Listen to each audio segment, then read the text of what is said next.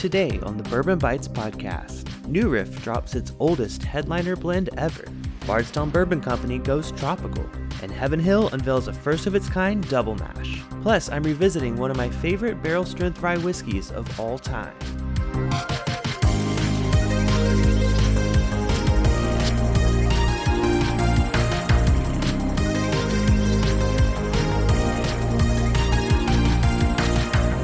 Hello, everyone, and welcome to the Bourbon Bytes podcast. I'm your host, Clifton, and this is the week of July 23rd, 2026. I feel like this month is lasting forever, but I don't mind it. I'm really enjoying the weather out here in Southern California, and I feel a little guilty saying that because I know a lot of you guys are being hammered by just terrible weather around the country. So I feel for everyone in those areas that are flooding or those massive heat waves. I hope it all chills out soon and we can get on with better days. But man, the weather this time of year is so crazy. But today is not about that. Today is about the latest and greatest in the world of whiskey in terms of news. And I'm really excited to be revisiting one of my favorite whiskeys of all time. So it's going to be a good episode. Hopefully you have a glass poured, whether it be a bourbon or a cup of coffee, depending on the time of day, or a little bit of both if it's one of those days, because I get that too. But our first news story comes to us from New Riff. They are releasing their 2026 Headliner blend. This is their third year releasing this, and it is a blend of 3 distinct whiskeys, all aged at least 10 years old.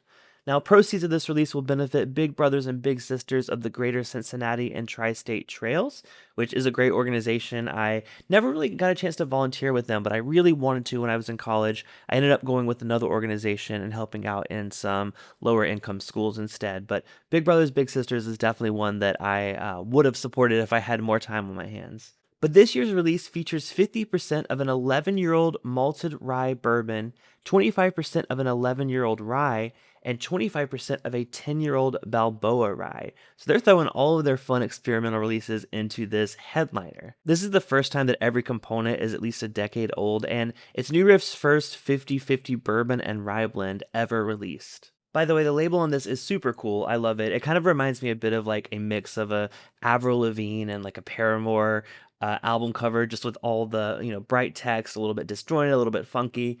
Really, really cool. So check out the label if you haven't yet. It's really exciting. Now, personally, I've not had a chance to try this one, but I do love some of the experimental stuff that New Riff does. This one in particular is bottled without chill filtration and is bottled at 118.8 proof, and it will retail for about $150 per bottle.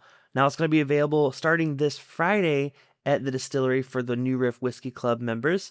There's a limit of 1 bottle per person, and bottles must be picked up at the distillery. No shipping is offered at this time. That's one of the saddest things about New Riff is, it's hard to get these things out of Kentucky. They're so wildly popular. They rarely make it out of the state. Sometimes I'll see them come out, several months after. Like I just saw the New Riff Winter Whiskey at my local store.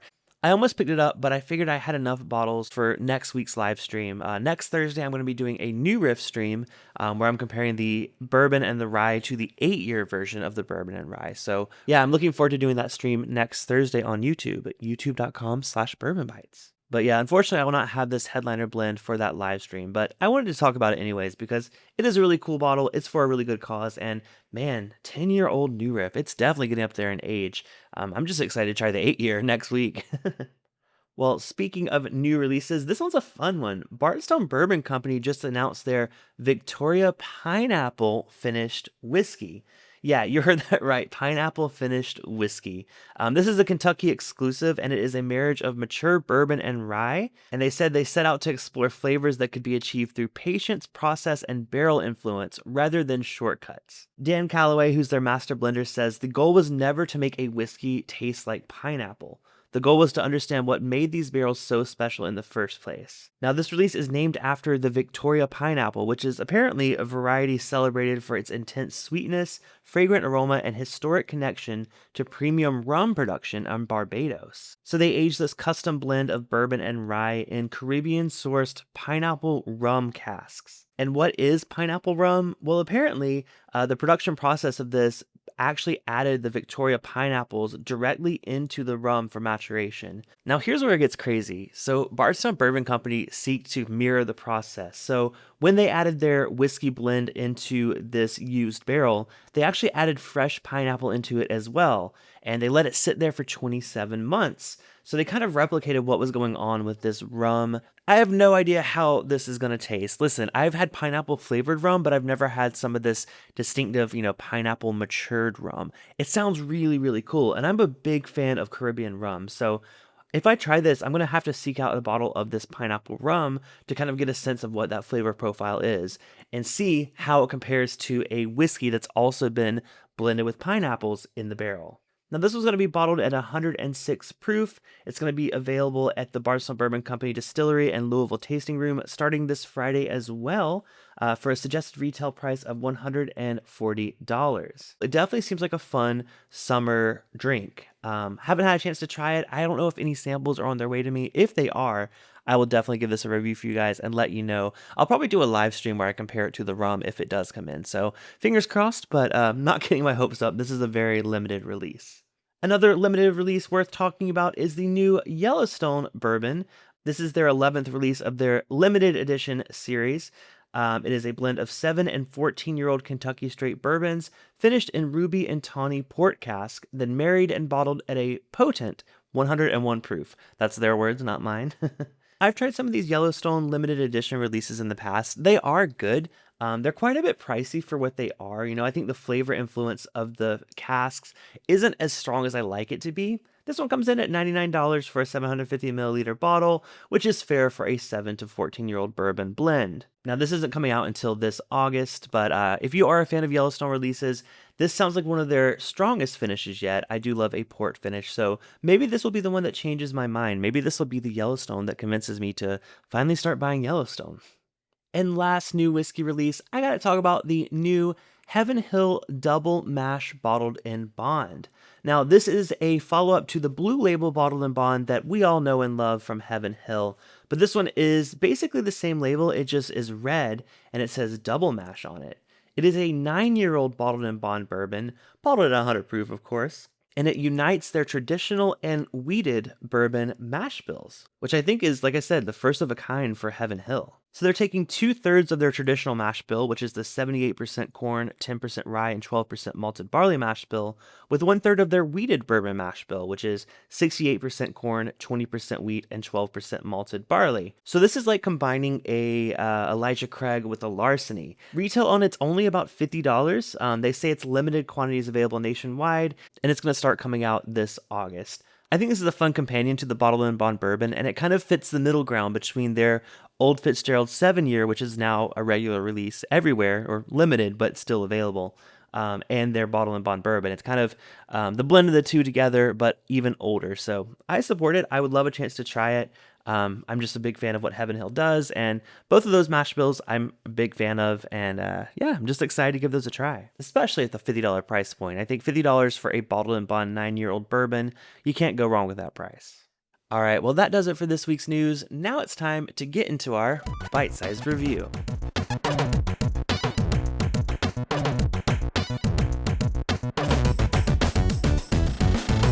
All right, well, if you saw the thumbnail of this podcast, you know that I am drinking Michter's Barrel Strength Rye. And this was one of the first cask strength ryes that I ever fell in love with.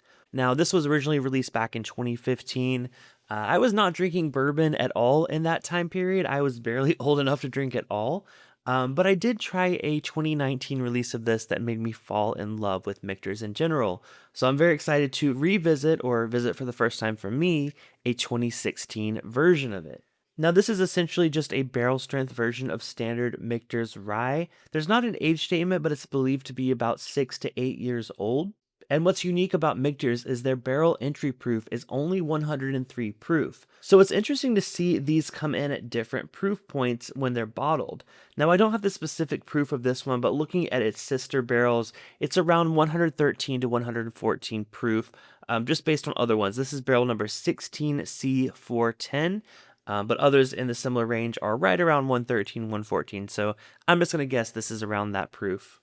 Now, I unfortunately don't remember who sent me this sample, but I want to say a huge thank you to whoever it was. As you obviously know my tastes, and I'm really excited to revisit this classic. I think Michter's rye is really good. I'm a big fan of their flavor profile. I've had their 10-year version. Of course, I've had the toasted barrel strength rye, but even their standard barrel proof rye has just always been one of my favorites. So it's been a minute since I've tried it. So I'm excited to finally give it a review for the podcast. Let's go ahead and give it a nose. Oh wow.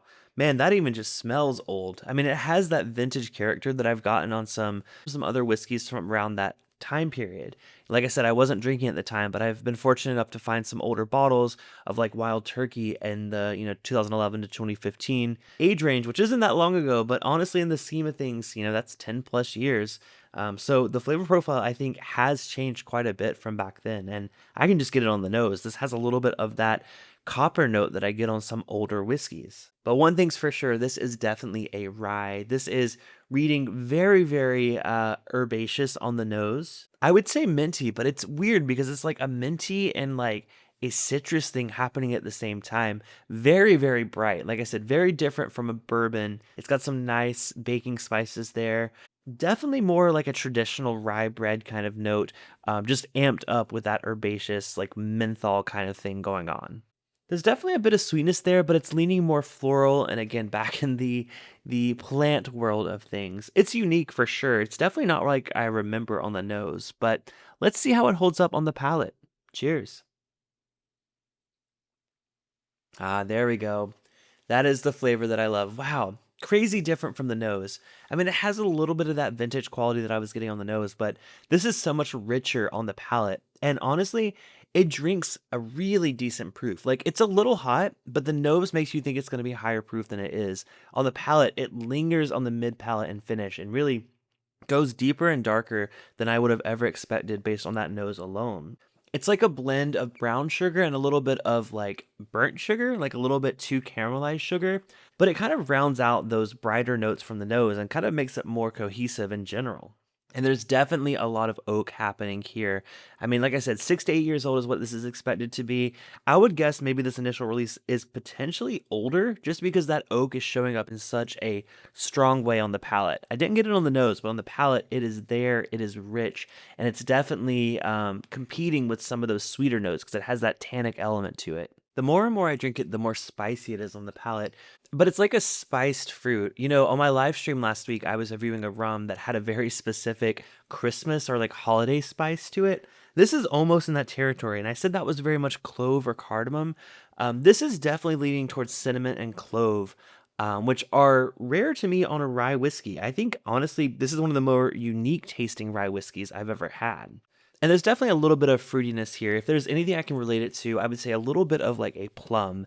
And I think that kind of complements that cinnamon and clove flavor that I'm getting. That kind of reminds me of a bit of a holiday spice. Finish is, of course, nice and long, leans back in towards that herbal element. A little bit menthol on the very end of the finish, which I was getting on the nose, so it kind of makes sense to kind of round out that way as well. I mean, overall, this is a very unique whiskey. It definitely doesn't taste like I remember it tasting, but of course, I first had it about 7 years ago, and this release is from 10 years ago. So things change. This is obviously some of their source distillate. I'm not exactly sure where it's from, but this is definitely different than I remember it tasting. That being said, it's still very good, and it's very much unlike most cask strength rye whiskeys you can get today. Now, retail on this was $75 when it first came out. I think more recently, retail has been closer to $120. I think that's a very fair price. Listen, it's always weird revisiting these older whiskeys for a review because it's going to be a bit different than your experience if you pick up a bottle today. But if you do see a vintage bottle of this from 2015 or 2016, I want to let you know how I think about it in 2026. Is it worth paying the secondary for a vintage bottle? Well, let's go ahead and get into our rating because we rate everything out of a 1 to 10 scale here. We don't complicate it with different scores of nose, palate, finish, anything like that. It's just a single score for a single whiskey. And while this is incredibly unique, it's a little bit different from what I'm used to with some of their more recent releases. But that being said, it's really cool to try something from 10 years ago, especially one of their first releases of barrel strength rye. It's interesting to see how it's evolved. I personally think it's better now than it was back then, but I'm still going to give this a solid 7 out of 10. Definitely nowhere near as good as some of the ones I've loved. Of course, I love their toasted rye at barrel strength even more than the barrel strength rye. But I've given the barrel strength rye from 2019 that I had, I think I gave that a 10 out of 10 when I reviewed it on my YouTube channel. So this one is not quite up there in terms of what I remember, but memory fades, things change. Maybe this is just a specific bottling of it that just wasn't quite my jam, but 7 out of 10 is a solid score for a barrel strength rye. Personally, I would have loved if the nose was a little bit more rich. I would have loved if the palate was a little bit brighter. And finish, I wouldn't actually change anything about the finish. The finish is great. But I just think they're a little bit mismatched in terms of nose and palate. I wish they would have kind of been a little bit more similar because there are great things in both of them, but competing, they're a little odd. So if you get a chance to try an older release of this, definitely give it a try. I just personally have preferred the later releases and will continue to seek them out. If there's any other whiskeys that you'd like me to re-review or revisit since starting my YouTube channel, please let me know. I mean, I've been doing videos on there since 2018. I've been doing whiskey reviews. So there's definitely, my palate has changed quite a bit, I'm sure. And there's definitely some whiskeys that have changed as well. So would be really fun to revisit some of my previous favorites or some of my previous not so favorites and see how I feel about them today. Let me know if that's something you want to see. You can join our Discord server at bourbonbytes.com. Leave any feedback or suggestions you want. I'm always happy to have them. You can also email me, contact@bourbonbytes.com. But until next time, this has been the Bourbon Bytes Podcast, a whiskey podcast with a gaming twist. I'm your host, Clifton. Cheers, and I will talk to you next week. Bye.